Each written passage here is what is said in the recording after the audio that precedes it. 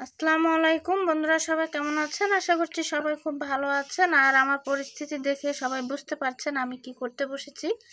আসলে আমি আজকে পিঠা বানাবো।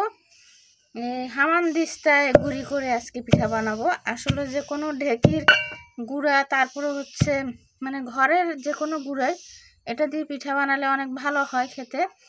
আমার মেশিনের গুঁড়াটা দিয়ে আসলে শুকিয়ে নিলে রোদে, তখন আর যে কোনো পিঠাটা তেমন একটা ভালো লাগে না। সেই জন্য আমি আজকে ভাবলাম হামানদিস্তায় গুঁড়া করে তারপরে পিঠা বানাবো। আর ব্লেন্ডারে গুঁড়া করলেও কিন্তু সেটা মেশিনে কারেন্টের দ্বারা অন্যরকম হয়ে যায়। কারেন্টের হিটে আসলে ওটা দিয়েও তেমন একটা ভালো হয় না, কিন্তু এটা দিয়ে গুঁড়ো করার পরে যে পিঠাটা বানানো হয় ওটা কিন্তু অনেক ভালো লাগে। আর আমি এখানে বেশি নেইনি, 2 পট চাউল ভিজিয়ে রেখেছিলাম, ভাতের চাউল। আমরা তো আতপ চালের ভাত খাই, ঘরের ভাত। আর এই চালটা ভিজিয়ে আমি এটা দিয়ে গুঁড়ো করে নিব। বেশিক্ষণ অবশ্যই লাগবে না। গুঁড়া করে তারপরে চলে যাব চিতই পিঠা বানাতে। তখন আবার আপনাদের সঙ্গে শেয়ার করব। ততক্ষণ পর্যন্ত সবাই অপেক্ষা করতে হবে। একবার চেলে নিয়েছি, এতটুকু হয়েছে, আবার চালবো। এই যে এখানে কিন্তু গুঁড়ো হয়েছে, দেখতেই বোঝা যাচ্ছে। আমি এগুলো চেলে নিব। একটু কষ্ট হলেও কিন্তু পিঠাটা খেতে অনেক ভালো লাগে।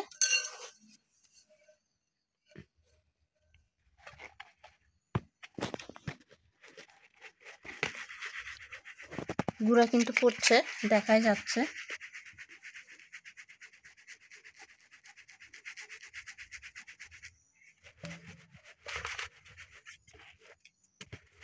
আমি এগুলো করে আবার কিন্তু দিব, আরেকবার দিলে হয়তো হয়ে যাবে।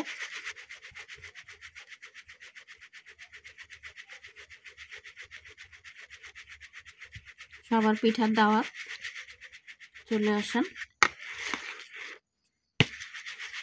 তবে পিঠা হওয়ার আগে আসতে হবে। আমার সঙ্গে গুঁড়া না কুটলে কিন্তু পিঠা পাবেন না। এসে আমার সঙ্গে কষ্ট করতে হবে, তারপরে দিব। কিন্তু আরও আছে, আমি আরেকটু চাইলে আবার করব। আমার মা কিন্তু যখনই পিঠা বানাতেন তখনই কিন্তু পাটায় বেটে তারপর বানাতেন, মেশিনের গুঁড়া দিয়ে কখনোই বানাতেন না।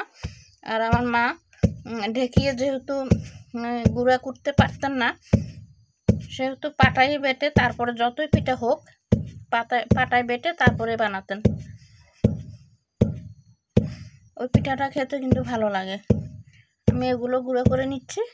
এটা আমার হয়ে গেছে, এতগুলো গুঁড়ি কিন্তু হয়েছে, আমার আর লাগবে না, এতেই হবে।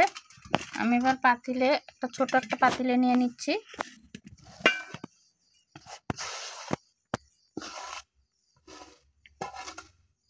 দেখতে পাচ্ছেন গুঁড়াগুলো কিন্তু খুব সুন্দর হয়েছে।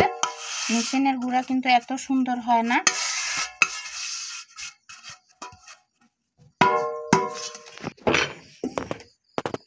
লবণ দিয়ে দিচ্ছি। এবার হালকা কুসুম গরম পানি করে এনেছি আমি। পানিটা একসঙ্গে কিন্তু দেওয়া যাবে না, যে কোনো পিঠার পানি আস্তে আস্তে দিতে হয়। আর এটা তো একদমই পানি কম লাগবে, যেহেতু ভিজা ঘরের গুঁড়ি, এটাতে কিন্তু পানি বেশি লাগবে না, অল্প পানি দিলেই হবে। আর ভিজিয়ে কিন্তু বেশিক্ষণ রাখতেও হবে না, আমি সঙ্গে সঙ্গে কিন্তু বানিয়ে ফেলবো।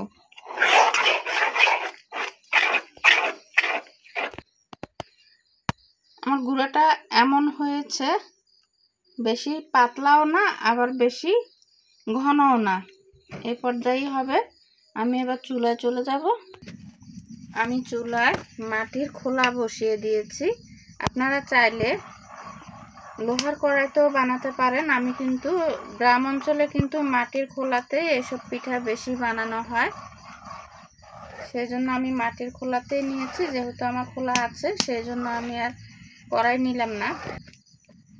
আমার খোলা গরম হয়ে গেছে, আমি এবার অল্প দিয়ে দিচ্ছি।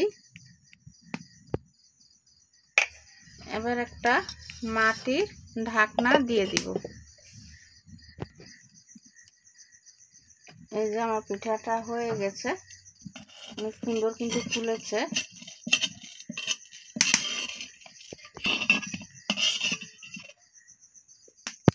এই যে অনেক সুন্দর হয়েছে কিন্তু।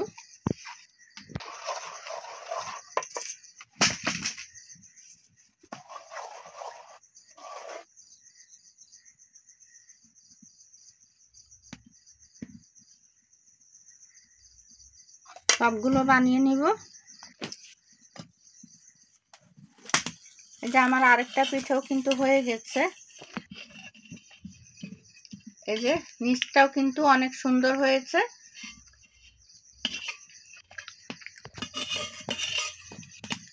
আরেকটা পিঠা, আমার পিঠা বানানো শেষ। আমি এখন রাব দিয়ে খাবো। এটা হচ্ছে খেজুরের রসের রাব, এটা কিন্তু গুড় না।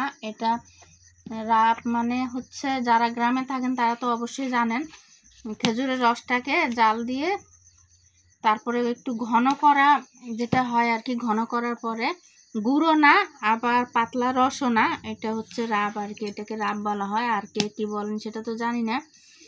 এই রাবটা দিয়ে চিতই পিঠা খেতে কিন্তু খুবই ভালো লাগে। আমার পিঠাগুলো তো বানানো শেষ। আমি একটা পিঠা ভেঙে দেখাচ্ছি কেমন হয়েছে ভিতরটা। এই যে ভিতরটা কিন্তু খুব সুন্দর হয়েছে, দেখতে পাচ্ছেন একদম কাঁচা নেই, অনেক সুন্দর হয়েছে পিঠাটা। তো বন্ধুরা কেমন লাগলো অবশ্যই জানাবেন। ভালো লাগলে একটা লাইক দিবেন, শেয়ার করবেন, নতুন হয়ে থাকলে সাবস্ক্রাইব করে পাশেই থেকে যাবেন। আজ এই পর্যন্তই, ধন্যবাদ, ভালো থাকবেন, আল্লাহ হাফেজ।